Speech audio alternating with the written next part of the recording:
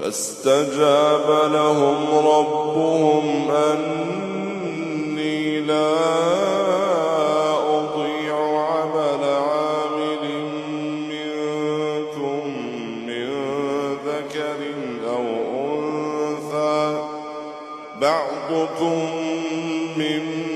بعض فالذين هاجروا وأخرجوا من ديارهم وأوذوا في سبيلي وقاتلوا وقتلوا لأكفرن عنهم سيئاتهم ولأدخلنهم جنات